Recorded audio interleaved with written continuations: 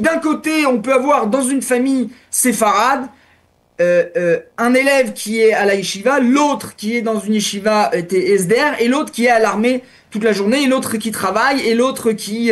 etc., etc. Je pense que justement, c'est cette vision du judaïsme séfarade. D'ailleurs, je pense aussi francophone dans lequel on a grandi en France, que le parti chasse essaye d'amener sur le plan politique. Eh bien voilà, il est 8h et bientôt 39 minutes sur Radio Kalita. Et nous avons le plaisir d'être en ligne avec le député Chasse, Yossi Tayeb. Yossi, bonjour, Boker Tov. Bonjour à vous et à tous vos auditeurs, Daniel. Merci d'être avec nous ce matin. Nous avons consacré l'essentiel de cette édition à la manifestation des mouvements orthodoxes qui doit se tenir aujourd'hui à Jérusalem. On parle de manifestation du million. Une manifestation à laquelle le parti Chasse adhère, n'est-ce pas? On est bien d'accord là-dessus? Juste d'abord, pour essayer de vous rectifier avec votre permission, Daniel, je pense que le terme de manifestation n'est pas exact. Et je pense que la sémantique est importante. On parle d'un rassemblement de prières, dont d'ailleurs, autour de ce rassemblement, le programme est que toutes les personnes qui seront à ce rassemblement devront dire la tefila et le programme de tefila qui va être distribué sur place. C'est-à-dire qu'il ne va pas y avoir aucun discours à ce rassemblement. Il ne va pas y avoir de discours politique. Aucun discours. Ni politique, ni non politique. Ah. Alors, quel est le but de cette manifestation, de ce rassemblement, plutôt? Je vais vous dire, Daniel, je pense que dans le seul pays juif du monde, et sur ça, je pense que personne, au moins en tout cas de toute personne religieuse, que ce soit de la sionoute dati, du mouvement sioniste religieux ou orthodoxe, comprend bien que le cœur battant du peuple juif, c'est la Torah et l'accomplissement de ses mitzvot. Et je pense qu'à partir du moment où en Israël, le seul pays juif du monde, on n'arrive pas à reconnaître et de donner un statut à des personnes qui ont pris la décision de sacrifier leur vie pour l'étude de la Torah et venir arrêter un khatan pendant ses shiva brachot ou une personne qui est dans les shivas de son père, je pense que c'est exactement ce qui a fait éclater et qui a donné aux grands de la génération, aux Gdolim, de donner le hockey, de mettre en place ce rassemblement. Alors, on a le sentiment que les orthodoxes sont pourchassés. Or, il y en a des milliers qui ont reçu des ordres d'enrôlement et il y en a vraiment peut-être une dizaine, une quinzaine qui ont été poursuivis et qui sont, à mon avis, arrêtés, détenus dans une prison militaire. Pas plus que ça. On ne peut pas parler de persécution de la part du pouvoir contre le monde orthodoxe. Il ne faut pas oublier, Daniel, ce qui a été dit hier par la juge au Bagat, qui attaque l'armée en lui disant qu'elle veut voir demain déjà 3000 élèves de yeshivot qui soient arrêtés. Je pense que c'est quelque chose d'insensé en Israël. On peut débattre. Je pense que le débat est normal, surtout dans un parlement et dans une vie, dans un État démocratique. Mais je pense qu'aujourd'hui, le débat est alimenté par l'opposition parce que l'opposition ne veut pas arriver à un compromis, ne veut pas qu'on fasse passer une loi. J'ai eu énormément d'échanges avec le député Boaz Bismuth qui préside la commission qui va s'occuper de faire avancer cette loi. Des compromis ont été faits et acceptés par les mouvements orthodoxes et par nos partis. On ne parle pas maintenant de ne pas envoyer personne à l'armée, que celui qui est né orthodoxe et qui a une kippa noire ne va pas à l'armée. Je crois que ça a été dit d'une manière très claire par le Rav Maya, le plus vieux sage et rabbin du conseil des sages de chasse, que celui qui n'étudie pas la Torah doit aller à l'armée. Aujourd'hui, si vous voulez, le débat et ce rassemblement est autour d'une demande, et je pense qu'elle est importante, de donner un statut, de reconnaître l'importance de l'étude de la Torah dans le seul pays juif du monde. Alors là-dessus, on peut trouver un modus vivendi, effectivement, mais je voudrais me focaliser, on a parlé tout à l'heure avec le Rav Raphaël Sadine, je voudrais me focaliser en particulier sur le parti chasse, parce que souvent on dit le parti chasse, c'est pas comme les orthodoxes ashkénazes, les députés du parti chasse ont servi dans l'armée israélienne, le public qui soutient le parti chasse, c'est un public qui, dans sa grande majorité, s'enrôle dans l'armée israélienne, fait le service militaire, des réservistes, etc. Je voudrais mieux comprendre un peu quel est le positionnement du parti chasse. Vous avez évoqué à l'instant le Rav Maya, mais dans le même conseil des sages de la Torah, il y a une autre personnalité qui n'est pas négligeable, puisque c'est l'ancien grand rabbin d'Israël, le Rav Yitzhak Yosef, qui a tenu des propos très virulents en début de semaine contre le père d'un soldat qui est tombé au combat et qui est un rosh yeshiva du monde sioniste religieux. On a l'impression qu'il y a un double son de cloche dans le parti chasse. Non, bon, je vais essayer de toucher un peu ce sujet sans rentrer, bien entendu, dans le vif du sujet, de critiquer ou de poser question sur ce qui a été dit par l'intermédiaire du Rav Yitzhak Yosef. Mais il faut comprendre que de la même manière qu'on est choqué lorsque des personnes ou de grandes personnalités ou non se permettent, et on le voit aussi ici au sein des commissions à la Knesset, se permettent d'attaquer ou de critiquer des personnes qui ont perdu des héros, des tzadikim au sein de cette guerre. En parallèle à ça, il faut bien comprendre qu'aussi, on est moins choqué lorsque ces personnes-là se trouvent et critiquent, que ce soit des hommes politiques ou des grandes sommités rabbiniques, et se permettent, eux, de le faire. Et là, on est moins choqué. Donc, encore une fois, je ne rentre pas dans le sujet. Non, ça dépend de la manière. Ça dépend de la manière, Yossi. C'est-à-dire, on peut dialoguer, débattre d'une question. Mais le Rav Tamir Granot n'a insulté aucun membre, aucun rabbin sioniste, aucun rabbin orthodoxe. Il s'est exprimé avec beaucoup de modération. Il est favorable, bien entendu, à l'enrôlement des élèves des yeshivot.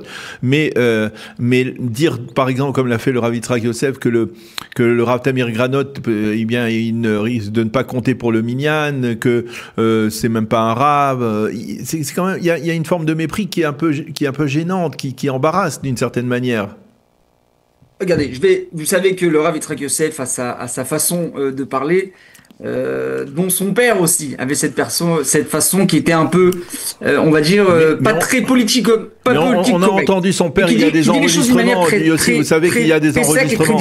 Vous savez qu'il y a des enregistrements du Rav Ovadia Yosef qui sont très chaleureux envers les soldats de Tzahal. Tout à fait. Mais il y a aussi, Daniel, des enregistrements du Rav Yitzhak Yosef qui sont très chaleureux sur les Chayalim, son arrivée dans les bases militaires, que ce soit à Chel Havir ou au front, comme aujourd'hui son frère, le grand rabbin d'Israël, le Rav David Yosef, qui va et qui rentre dans les bases militaires. Oui, ça mérite d'ailleurs de... Il est béni, etc. Oui. Donc, je pense que on a pris, si vous voulez, un peu le Rav Yitzhak Yosef comme bouc émissaire et on l'a présenté comme la personne extrémiste du Conseil des Sages. Loin de là, j'ai énormément de discussions avec le Rav Yitzhak Yosef. Je vais vous expliquer juste le point qui le dérange, et on terminera avec ça, parce qu'encore une fois, je suis pas là pour être son porte-parole. Mais ce qui dérange le Rav Yitzhak Yosef, c'est que en Israël, le seul pays juif du monde, une personne qui étudie la Torah est arrêtée par le fait même de sa décision d'avoir choisi de venir et d'étudier la Torah. Et c'est, je pense, le point principal du débat aujourd'hui, qui, d'un débat idéologique, est passé dans un débat politique, qui aujourd'hui est alimenté par l'opposition, qui n'a qu'un objectif, faire tomber le gouvernement de Benyamin Netanyahou. Et je pense que, sur cette grande responsabilité-là, le Conseil des sages de chasse et le leader du parti Aryeh Deri ont compris l'importance de la responsabilité qui est sur leurs épaules, et garde d'une manière très ferme et très proche le gouvernement de Benyamin Netanyahou, et soutient d'ailleurs, jusqu'à hier encore, la coalition de droite qui a été créée au départ par le leader du parti Aryeh Deri et à sa tête Benyamin Netanyahou. Qu'est-ce que vous répondez à ceux qui disent qu'en fait le parti chasse, il apparaît comme étant à la solde des partis orthodoxes, c'est-à-dire parfois à la traîne, mais parfois même encore plus radical à travers les déclarations du Rav? Loin de là, je pense que la campagne qui a été menée ces 2 dernières semaines contre le leader du parti chasse Aryeh Deri par des mouvements extrémistes du monde orthodoxe prouve, encore une fois, la responsabilité et qu'il a sur ses épaules, et où se trouve le parti chasse et où se trouvent les autres partis. Lorsque le parti chasse a pris la décision que les présidents de commission restaient à leur place, continuaient à travailler, et que l'on continuait à donner le soutien inconditionnel à la coalition de droite du Premier ministre Benjamin Netanyahou, ce qui n'a pas été fait par les autres partis orthodoxes. Je pense, encore une fois, c'est exactement la différence entre le parti chasse et les autres partis. Le parti chasse aujourd'hui comprend, et je vais vous donner un exemple, je pense que c'est symbolique, mais c'est peut-être la réponse à votre question. Mon frère hier m'a appelé, il m'a dit écoute, je veux sortir de la base et venir au rassemblement de la prière demain à Jérusalem. Et je lui dis pourquoi, il m'a dit écoute, moi je suis à l'armée, vrai, j'arrive à un côté étudier et faire mon service militaire comme beaucoup d'autres l'ont fait, et dont des amis très proches à nous de la communauté francophone, comme le fils de Lali, ou comme le frère de Jérémy Ganizat, Roni, etc. Et encore énormément d'autres francophones, et non, qui font partie du mouvement sioniste religieux ou même de jeunes orthodoxes qui aujourd'hui arrivent justement à faire à concilier les deux. Voilà, à concilier les deux. Et je lui dis pourquoi tu veux venir?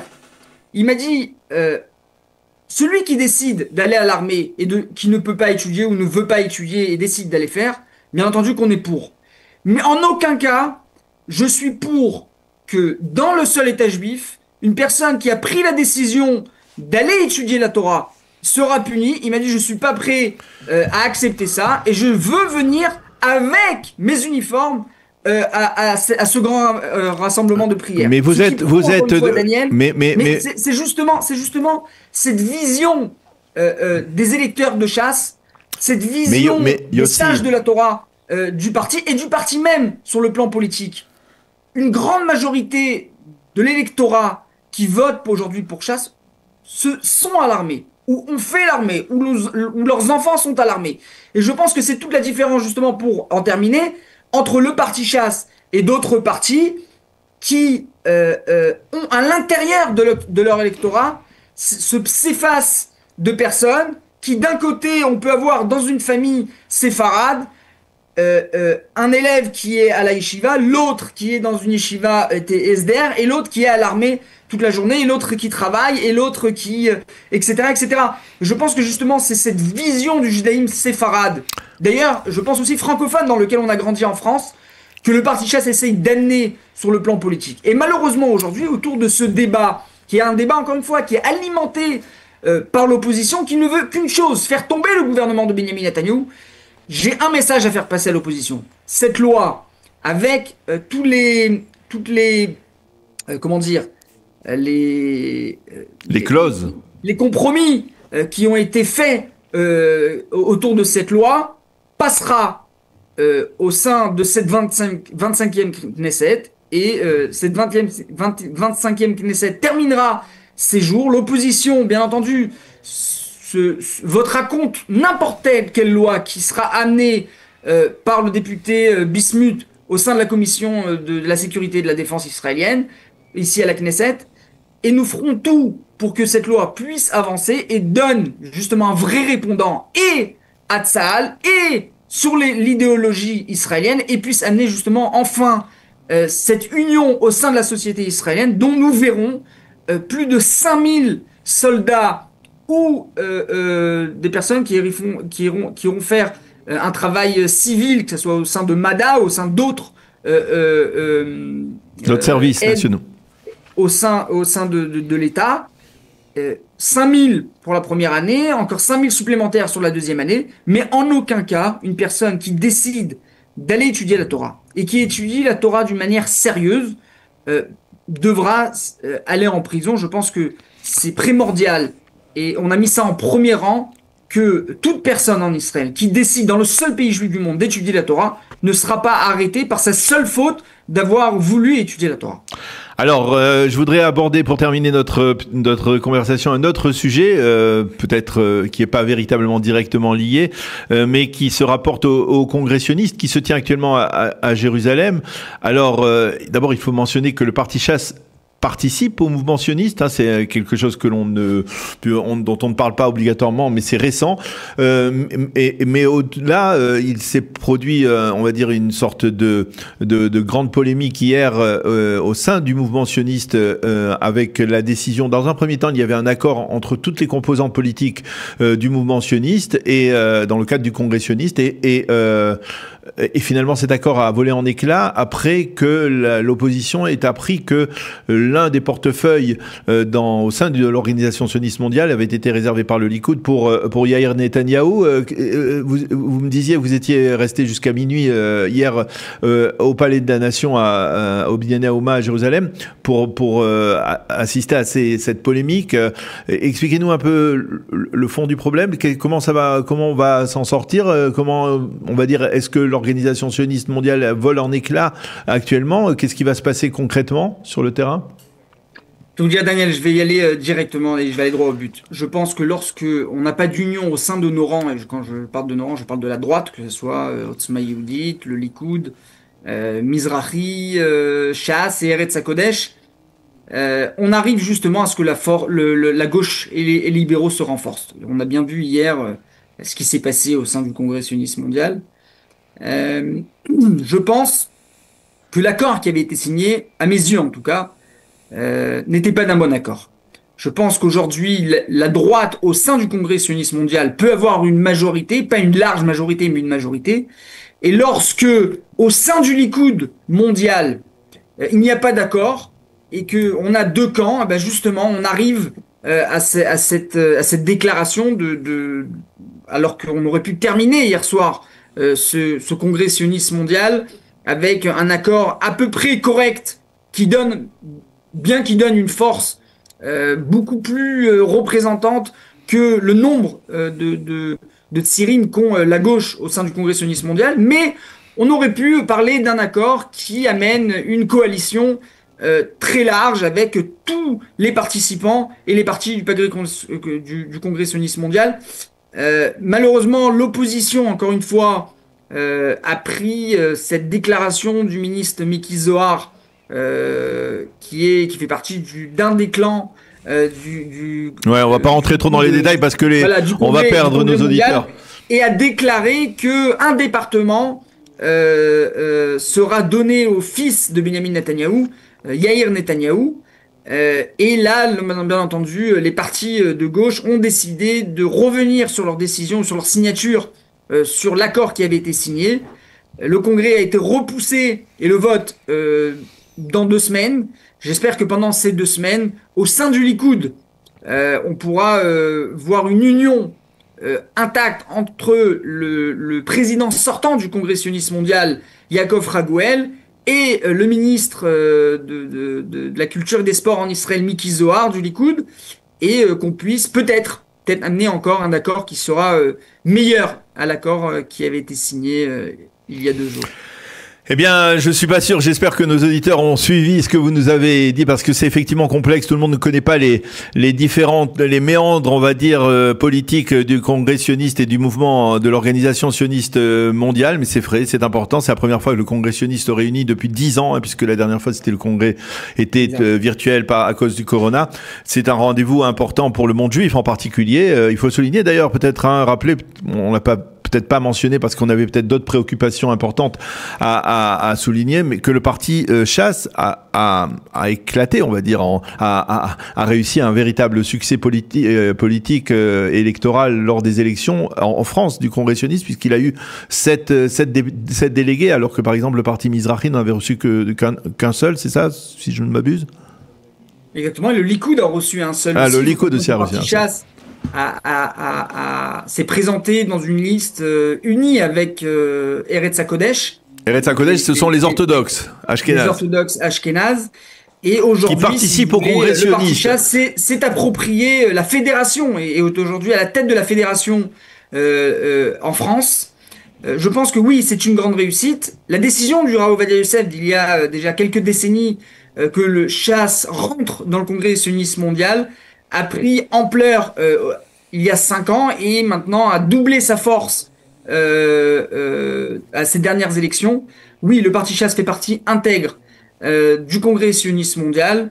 J'y crois sincèrement. J'en ai parlé aux leaders du parti, j'en ai parlé au conseil des sages de chasse, qui m'ont donné le OK d'avancer.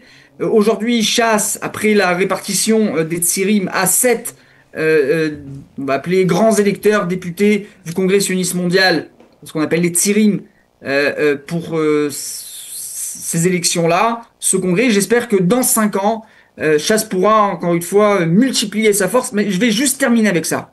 On ne cherche pas une force politique au sein du Congrès sioniste mondial. C'est ce qui a été dit et répété par le Conseil des chasses lorsque je me suis concerté.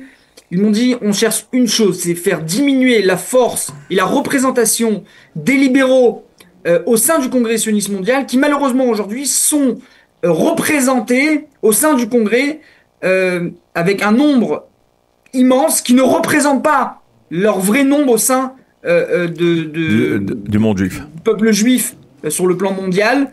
On l'a vu hier aussi au sein du Congrès. Et c'est justement la raison pour laquelle on est rentré au sein du Congrès sioniste mondial il y a des décennies et maintenant on se renforce d'une manière personnelle, pas pour les jobs, mais justement pour mener une vraie guerre. Et je mesure mes mots. Une vraie guerre en face de ces mouvements libéraux qui essayent de présenter un nouveau judaïsme. Le judaïsme, il y en a un. On a une halakha, une Torah, et on sera tous unis autour de ça. Et j'espère qu'on arrivera à faire une union en face de ça avec le Likoud, avec Mizrahi, avec tous les autres partis de la droite, afin de lutter contre cette réforme et ce mouvement réformiste et libéral.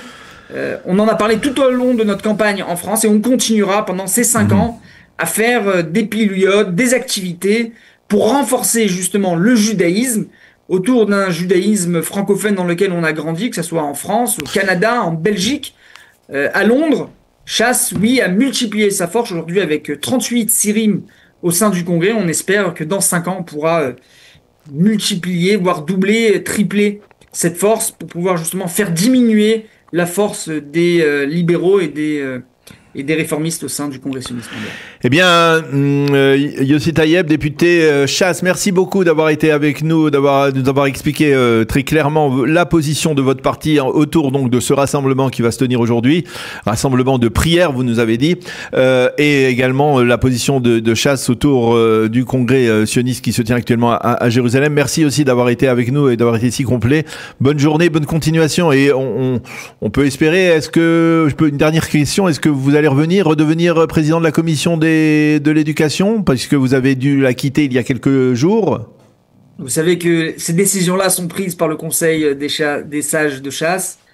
Je pense que si lundi prochain, d'une manière sérieuse, et d'après ce que j'ai pu commencer à voir et les échanges que j'ai eus avec Boaz Bismuth, le président de la commission, et que la loi sera déposée, à ce moment-là, le leader du parti se posera avec le conseil des sages afin de prendre la décision. Est-ce que on rentre dans le gouvernement et dans les commissions en particulier. Et reprendre les commissions. Exactement. Merci beaucoup encore une fois Yossi d'avoir été avec nous ce matin. Bonne journée, à bientôt. Je vous en prie, bonne journée à tous.